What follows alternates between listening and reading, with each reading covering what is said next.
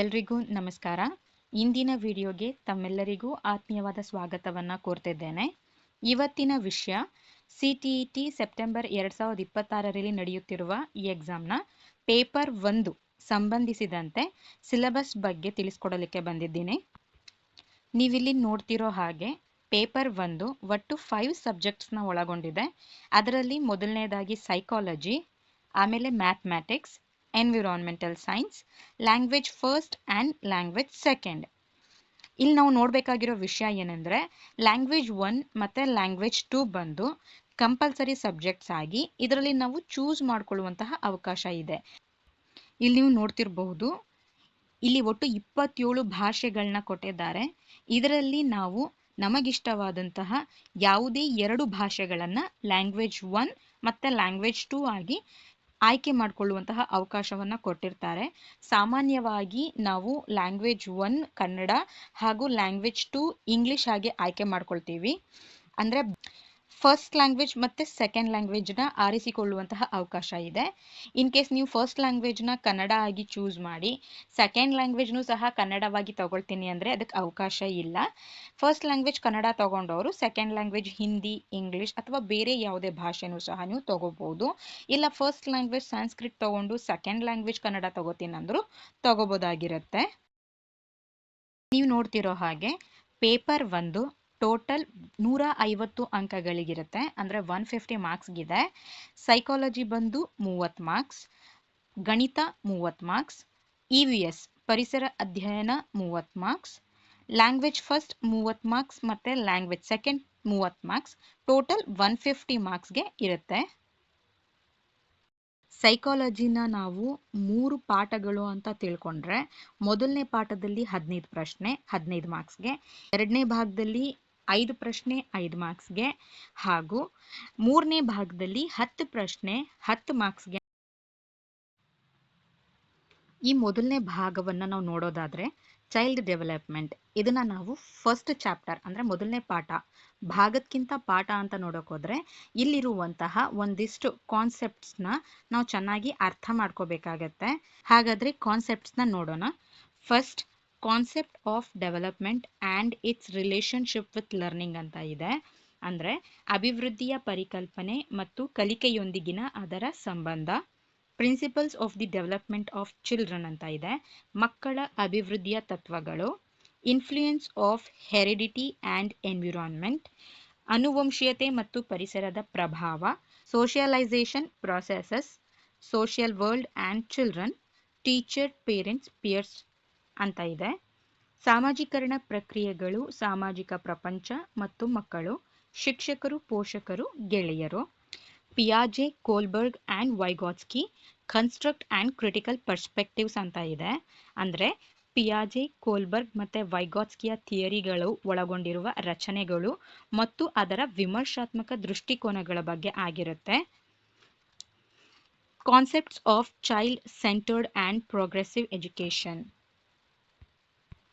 ಮಕ್ಕಳ ಕೇಂದ್ರಿತ ಮತ್ತು ಪ್ರಗತಿಪರ ಶಿಕ್ಷಣದ ಪರಿಕಲ್ಪನೆಗಳು. Critical perspective of the construct of intelligence, ಬುದ್ಧಿವಂತಿಕೆಯ ರಚನೆಯ ವಿಮರ್ಶಾತ್ಮಕ ದೃಷ್ಟಿಕೋನ. ಮಲ್ಟಿ ಡೈಮೆನ್ಷನಲ್ ಇಂಟೆಲಿಜೆನ್ಸ್, ಬಹು ಆಯಾಮದ ಬುದ್ಧಿವಂತಿಕೆ. ಲ್ಯಾಂಗ್ವೇಜ್ ಆ್ಯಂಡ್ ಥಾಟ್, ಭಾಷೆ ಮತ್ತು ಚಿಂತನೆ. Gender as a social construct, gender roles, gender bias and educational practice. ಸಾಮಾಜಿಕ ರಚನೆಯಾಗಿ ಲಿಂಗ, ಲಿಂಗ ಪಾತ್ರಗಳು, ಲಿಂಗ ಪಕ್ಷಪಾತ ಮತ್ತು ಶೈಕ್ಷಣಿಕ ಅಭ್ಯಾಸ. Individual differences among learners, understanding differences based on diversity of language, caste, gender, community, religion etcetera. ಕಲಿಯುವವರ ನಡುವಿನ ವೈಯಕ್ತಿಕ ವ್ಯತ್ಯಾಸಗಳು, ಭಾಷೆ, ಜಾತಿ, ಲಿಂಗ, ಸಮುದಾಯ, ಧರ್ಮ ಇತ್ಯಾದಿಗಳ ವೈವಿಧ್ಯತೆಯ ಆಧಾರದ ಮೇಲೆ ವ್ಯತ್ಯಾಸಗಳನ್ನು ಅರ್ಥ ಮಾಡಿಕೊಳ್ಳುವುದು. Distinction between assessment for learning and assessment of learning, school based assessment, continuous and comprehensive evaluation, perspective and practice. ಅಂದರೆ ಕಲಿಕೆಗಾಗಿ ಮೌಲ್ಯಮಾಪನ ಮತ್ತು ಕಲಿಕೆಯ ಮೌಲ್ಯಮಾಪನದ ನಡುವಿನ ವ್ಯತ್ಯಾಸ, ಶಾಲಾ ಆಧಾರಿತ ಮೌಲ್ಯಮಾಪನ, ನಿರಂತರ ಸಮಗ್ರ ಮೌಲ್ಯಮಾಪನ ಮತ್ತು ಅದರ ದೃಷ್ಟಿಕೋನ ಹಾಗೂ ಅಭ್ಯಾಸ. Formulating appropriate questions for assessing readiness levels of learners, for enhancing learning and critical thinking in the classroom, and for assessing learners' achievement. ಅಂದರೆ ಕಲಿಯುವವರ ಸಿದ್ಧತೆಯ ಮಟ್ಟವನ್ನು ನಿರ್ಣಯಿಸಲು ಸೂಕ್ತ ಪ್ರಶ್ನೆಗಳನ್ನು ರೂಪಿಸುವುದು, ತರಗತಿಯಲ್ಲಿ ಕಲಿಕೆ ಮತ್ತು ವಿಮರ್ಶಾತ್ಮಕ ಚಿಂತನೆಯನ್ನು ಹೆಚ್ಚಿಸಲು ಹಾಗೂ ಕಲಿಯುವವರ ಸಾಧನೆಯನ್ನು ನಿರ್ಣಯಿಸಲು. ಮೊದಲನೇ ಭಾಗದಲ್ಲಿ ಇಷ್ಟು ಟಾಪಿಕ್ಸ್ಗಳನ್ನ ಇದು ಒಳಗೊಂಡಿದೆ. ಎರಡನೇ ಭಾಗ concept of inclusive education and understanding children with special needs. ಇದು 5 ಮಾರ್ಕ್ಸ್ಗೆ 5 ಕ್ವಶನ್.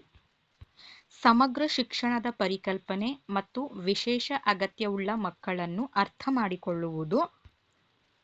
ಇಲ್ಲಿರುವ ಕಾನ್ಸೆಪ್ಟ್ಸ್ನ ನಾವು ನೋಡೋದಾದರೆ, addressing learners from diverse backgrounds including disadvantaged and deprived, ವಂಚಿತ ಮತ್ತು ಹಿಂದುಳಿದವರು ಸೇರಿದಂತೆ ವೈವಿಧ್ಯಮಯ ಹಿನ್ನೆಲೆಯ ಕಲಿಯುವವರನ್ನು ಸಂಬೋಧಿಸುವುದು.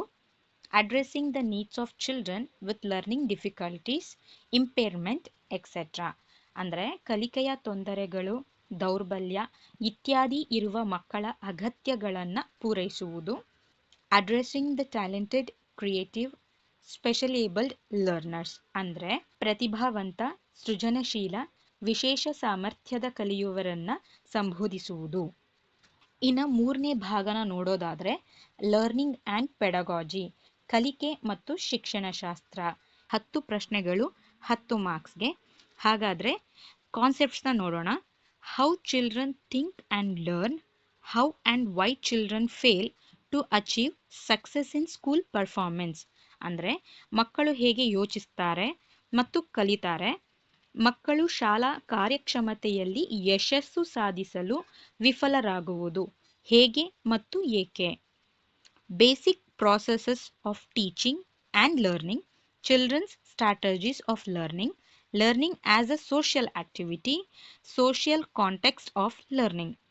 ಬೋಧನೆ ಮತ್ತು ಕಲಿಕೆಯ ಮೂಲ ಪ್ರಕ್ರಿಯೆಗಳು, ಮಕ್ಕಳ ಕಲಿಕೆಯ ತಂತ್ರಗಳು, ಸಾಮಾಜಿಕ ಚಟುವಟಿಕೆಯಾಗಿ ಕಲಿಕೆ, ಕಲಿಕೆಯ ಸಾಮಾಜಿಕ ಸಂದರ್ಭ. Child as a problem solver and a scientific investigator. ಸಮಸ್ಯೆ ಪರಿಹಾರಕ ಮತ್ತು ವೈಜ್ಞಾನಿಕ ತನಿಖಾಧಿಕಾರಿಯಾಗಿ ಮಗು. Alternative conceptions of learning in children, understanding children's errors as a significant steps in the learning process. ಅಂದರೆ ಮಕ್ಕಳಲ್ಲಿ ಕಲಿಕೆಯ ಪರ್ಯಾಯ ಪರಿಕಲ್ಪನೆಗಳು, ಮಕ್ಕಳ ದೋಷಗಳನ್ನು ಕಲಿಕೆಯ ಪ್ರಕ್ರಿಯೆಯಲ್ಲಿ ಮಹತ್ವದ ಹೆಜ್ಜೆಗಳಾಗಿ ಅರ್ಥ ಮಾಡಿಕೊಳ್ಳುವುದು. ಕಾಗ್ನಿಷನ್ ಆ್ಯಂಡ್ ಎಮೋಷನ್ಸ್, ಅರಿವು ಮತ್ತು ಭಾವನೆಗಳು. ಮೋಟಿವೇಶನ್ ಆ್ಯಂಡ್ ಲರ್ನಿಂಗ್, ಪ್ರೇರಣೆ ಮತ್ತು ಕಲಿಕೆ. Factors contributing to learning, personal and environmental. ಕಲಿಕೆಗೆ ಕೊಡುಗೆ ನೀಡುವ ಅಂಶಗಳು ವೈಯಕ್ತಿಕ ಮತ್ತು ಪರಿಸರ. ಇಲ್ಲಿಗೆ ಸೈಕಾಲಜಿಯ ಎಲ್ಲ ಕಾನ್ಸೆಪ್ಟ್ಸ್ಗಳನ್ನ ನಾನು ಹೇಳಿದ್ದೀನಿ. Next mathematics. Second subject mathematics. ಮ್ಯಾಥಮೆಟಿಕ್ಸಲ್ಲಿರುವಂತಹ ಕಾನ್ಸೆಪ್ಟ್ಸ್ನ ನೋಡೋದಾದರೆ, ಜಾಮೆಟ್ರಿ ರೇಖಾಗಣಿತ, ಶೇಪ್ಸ್ ಆ್ಯಂಡ್ ಸ್ಪೆಷಲ್ ಅಂಡರ್ಸ್ಟ್ಯಾಂಡಿಂಗ್ ಅಂದರೆ ಆಕಾರಗಳು ಮತ್ತು ಸ್ಥಳಿಕ ತಿಳುವಳಿಕೆ. ಸಾಲಿಡ್ಸ್ ಅರೌಂಡ್ ಅಸ್ ನಮ್ಮ ಸುತ್ತಲಿನ ಘನವಸ್ತುಗಳು, ನಂಬರ್ಸ್ ಸಂಖ್ಯೆಗಳು. ಅಡಿಷನ್ ಆ್ಯಂಡ್ ಸಬ್ಟ್ರಾಕ್ಷನ್ ಸಂಕಲನ ಮತ್ತು ವ್ಯವಕಲನ. ಮಲ್ಟಿಪ್ಲಿಕೇಶನ್ ಗುಣಾಕಾರ, ಡಿವಿಷನ್ ಭಾಗಾಕಾರ. ಮೆಜರ್ಮೆಂಟ್ಸ್ ಅಳತೆ. ವೇಟ್ ತೂಕ. ಟೈಮ್ ಸಮಯ. ವಾಲ್ಯೂಮ್ ಘನ ಅಳತೆ. ಡೇಟಾ ಹ್ಯಾಂಡ್ಲಿಂಗ್ ದತ್ತಾಂಶ ನಿರ್ವಹಣೆ. ಪ್ಯಾಟ್ರನ್ಸ್ ನಮೂನೆಗಳು. ಮನಿ ಹಣ. ಎರಡನೇ ಭಾಗ ಮ್ಯಾಥಮೆಟಿಕ್ಸಲ್ಲಿ ಪೆಡಗಾಜಿಕಲ್ ಇಶ್ಯೂಸ್. 15 questions, 15 marks. ಇದರಲ್ಲಿರುವಂತಹ ಕಾನ್ಸೆಪ್ಟ್ಸ್ನ ನೋಡೋದಾದರೆ, nature of mathematics, logical thinking, understanding children's thinking and reasoning patterns and strategies of making meaning and learning. ಗಣಿತದ ಸ್ವರೂಪ, ತಾರ್ಕಿಕ ಆಲೋಚನೆ.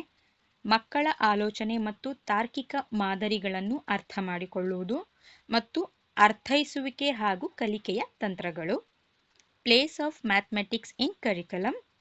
ಪಠ್ಯಕ್ರಮದಲ್ಲಿ ಗಣಿತದ ಸ್ಥಾನ, ಲ್ಯಾಂಗ್ವೇಜ್ ಆಫ್ ಮ್ಯಾಥಮೆಟಿಕ್ಸ್, ಗಣಿತದ ಭಾಷೆ, ಕಮ್ಯುನಿಟಿ ಮ್ಯಾಥಮೆಟಿಕ್ಸ್, ಸಮುದಾಯದ ಗಣಿತ, evaluation through formal and informal methods, ಔಪಚಾರಿಕ ಮತ್ತು ಅನೌಪಚಾರಿಕ ವಿಧಾನಗಳ ಮೂಲಕ ಮೌಲ್ಯಮಾಪನ, ಪ್ರಾಬ್ಲಮ್ಸ್ ಆಫ್ ಟೀಚಿಂಗ್, ಬೋಧನೆಯ ಸಮಸ್ಯೆಗಳು, error analysis and related aspects of learning and teaching, ದೋಷ ವಿಶ್ಲೇಷಣೆ ಮತ್ತು ಕಲಿಕೆ ಹಾಗೂ ಬೋಧನೆಗೆ ಸಂಬಂಧಿಸಿದ ಅಂಶಗಳು, ಡಯಾಗ್ನೋಸ್ಟಿಕ್ ಆ್ಯಂಡ್ ರೆಮಿಡಿಯಲ್ ಟೀಚಿಂಗ್, ರೋಗ ನಿರ್ಣಯ ಮತ್ತು ಪರಿಹಾರ ಬೋಧನೆ. ಇಲ್ಲಿಗೆ ನಮ್ಮ ಸೆಕೆಂಡ್ ಸಬ್ಜೆಕ್ಟ್ ಆದ ಮ್ಯಾಥ್ಸ್ನ ಎಲ್ಲ ಕಾನ್ಸೆಪ್ಟ್ಸ್ನ ಬಗ್ಗೆ ತಿಳ್ಕೊಂಡ್ವಿ. ಮೂರನೇ ಸಬ್ಜೆಕ್ಟ್ ಬಂದು EVS, ಎನ್ವಿರಾನ್ಮೆಂಟಲ್ ಸ್ಟಡೀಸ್, ಪರಿಸರ ಅಧ್ಯಯನ. ಒಟ್ಟು 30 ಮಾರ್ಕ್ಸ್ಗೆ. ಅದರಲ್ಲಿ ಥಿಯರಿ 15 ಮಾರ್ಕ್ಸ್ಗೆ, ಪೆಡಗಾಜಿ 15 ಮಾರ್ಕ್ಸ್ಗೆ. ಥಿಯರಿ ಬಂದು 6 ಥೀಮ್ಸ್ ಮೇಲಿರುತ್ತೆ. ಆ 6 ಥೀಮ್ಸ್ಗಳನ್ನ ನೋಡೋದಾದರೆ ಫ್ಯಾಮಿಲಿ ಆ್ಯಂಡ್ ಫ್ರೆಂಡ್ಸ್, ಕುಟುಂಬ ಮತ್ತು ಸ್ನೇಹಿತರು ಅನ್ನೋದು ಮೊದಲನೇ ಥೀಮ್ ಆಗಿರುತ್ತೆ. ಇದರಲ್ಲಿ ಸಬ್ ಥೀಮ್ಸ್ ಬಂದು ರಿಲೇಷನ್ಶಿಪ್ಸ್, ಸಂಬಂಧಗಳು, ವರ್ಕ್ ಆ್ಯಂಡ್ ಪ್ಲೇ, ಕೆಲಸ ಮತ್ತು ಆಟ, ಆನಿಮಲ್ಸ್, ಪ್ರಾಣಿಗಳು, ಪ್ಲಾಂಟ್ಸ್, ಸಸ್ಯಗಳು. ಎರಡನೇ ಥೀಮ್ ಆದರೆ ಆಹಾರ, ಫುಡ್, ಶೆಲ್ಟರ್, ಆಶ್ರಯ, ವಾಟರ್, ನೀರು, ಟ್ರಾವೆಲ್, ಪ್ರಯಾಣ. Last things we make and do ಅಂದರೆ ನಾವು ಮಾಡುವ ವಸ್ತುಗಳು ಮತ್ತು ಕೆಲಸಗಳು. EVS ಅಲ್ಲಿ ಇರುವಂತಹ ಪೆಡಗಾಜಿಯ ಕಾನ್ಸೆಪ್ಟ್ಸ್ನ ನೋಡೋದಾದರೆ ಮೊದಲನೇದು concept and scope of EVS, EVSನ ಪರಿಕಲ್ಪನೆ ಮತ್ತು ವ್ಯಾಪ್ತಿ, significance of EVS, integrated EVS ಅಂದರೆ EVSನ ಮಹತ್ವ, ಸಂಯೋಜಿತ EVS, environmental studies and environmental education, ಪರಿಸರ ಅಧ್ಯಯನ ಮತ್ತು ಪರಿಸರ ಶಿಕ್ಷಣ, ಲರ್ನಿಂಗ್ ಪ್ರಿನ್ಸಿಪಲ್ಸ್, ಕಲಿಕೆಯ ತತ್ವಗಳು, scope and relation to science and social science, ವಿಜ್ಞಾನ ಮತ್ತು ಸಮಾಜ ವಿಜ್ಞಾನಕ್ಕೆ ವ್ಯಾಪ್ತಿ ಮತ್ತು ಸಂಬಂಧ, ಅಪ್ರೋಚಸ್ ಆಫ್ ಪ್ರೆಸೆಂಟಿಂಗ್ ಕಾನ್ಸೆಪ್ಟ್ಸ್, ಪರಿಕಲ್ಪನೆಗಳನ್ನು ಪ್ರಸ್ತುತಪಡಿಸುವ ವಿಧಾನಗಳು, ಆಕ್ಟಿವಿಟೀಸ್, ಚಟುವಟಿಕೆಗಳು, ಎಕ್ಸ್ಪೆರಿಮೆಂಟೇಷನ್ ಆರ್ ಪ್ರಾಕ್ಟಿಕಲ್ ವರ್ಕ್, ಪ್ರಯೋಗ ಅಥವಾ ಪ್ರಾಯೋಗಿಕ ಕೆಲಸ, ಡಿಸ್ಕಷನ್, ಚರ್ಚೆ, CCE, ನಿರಂತರ ಮತ್ತು ಸಮಗ್ರ ಮೌಲ್ಯಮಾಪನ, ಟೀಚಿಂಗ್ ಮೆಟೀರಿಯಲ್ಸ್ ಆರ್ ಏಡ್ಸ್, ಬೋಧನಾ ಸಾಮಗ್ರಿ ಅಥವಾ ಸಹಾಯಕಗಳು, ಪ್ರಾಬ್ಲಮ್ಸ್, ಸಮಸ್ಯೆಗಳು. ಇವಿಷ್ಟನ್ನ EVS ಒಳಗೊಂಡಿದೆ. ಇನ್ನು ಲ್ಯಾಂಗ್ವೇಜ್ನ ನೋಡೋದಾದರೆ ಫಸ್ಟ್ ಲ್ಯಾಂಗ್ವೇಜ್, ನೀವು ಯಾವುದೇ ಲ್ಯಾಂಗ್ವೇಜ್ನ ಚೂಸ್ ಮಾಡ್ಕೊಳ್ಳಿ, ಅದರ ಮೇಲೆ ನಿಮಗೆ ಹಿಡಿತ ಚೆನ್ನಾಗಿರಬೇಕು, ಅಂತಹ ಭಾಷೆಯನ್ನು ಆಯ್ಕೆ ಮಾಡ್ಕೊಳ್ಳೋದು ಉತ್ತಮ. ಅದರಲ್ಲಿ ನಾವು ನೋಡೋದಾದರೆ 2 ಭಾಗ. ಮೊದಲನೇ ಭಾಗದಲ್ಲಿ ನಾವು ಲ್ಯಾಂಗ್ವೇಜ್ ಕಾಂಪ್ರಿಹೆನ್ಷನನ್ನು ನೋಡ್ತೀವಿ, ಅಂದರೆ ಭಾಷೆಯ ಗ್ರಹಿಕೆ. ಲ್ಯಾಂಗ್ವೇಜಲ್ಲಿ ನಾವು ಒಂದು ಗದ್ಯ ಭಾಗ ಅಥವಾ 2 ಗದ್ಯ ಭಾಗ ಅಥವಾ ಒಂದು ಗದ್ಯ ಭಾಗನ ಕೊಟ್ಟು ಇನ್ನೊಂದು ಪದ್ಯನೂ ಸಹ ಅವರು ಕೊಡ್ಬೋದು. ಅದನ್ನು ಇಲ್ಲಿ ಅವರು ಮೆನ್ಷನ್ ಮಾಡಿದ್ದಾರೆ. Reading unseen passages, 2 passages, 1 prose or drama and 1 poem with questions and comprehension, inference, grammar and verbal ability.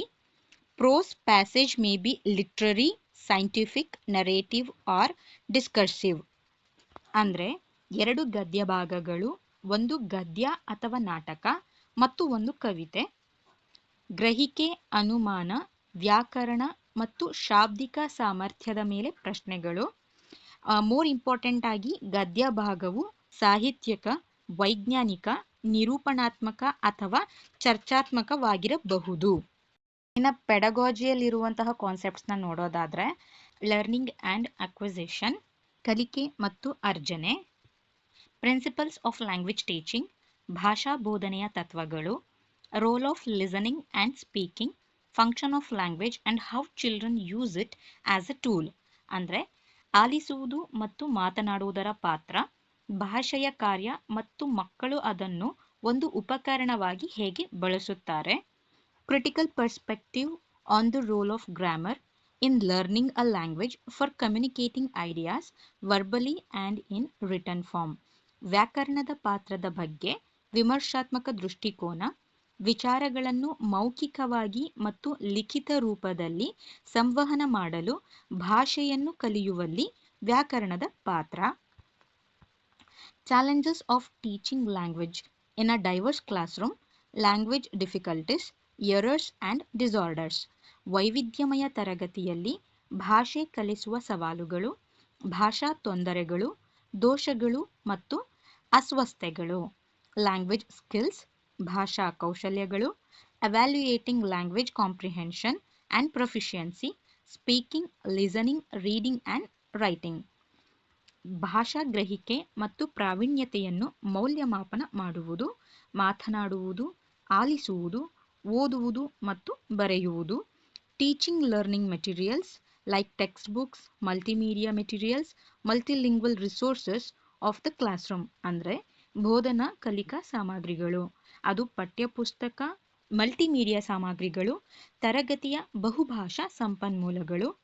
Last, remedial teaching ಅಂದರೆ ಪರಿಹಾರ ಬೋಧನೆ.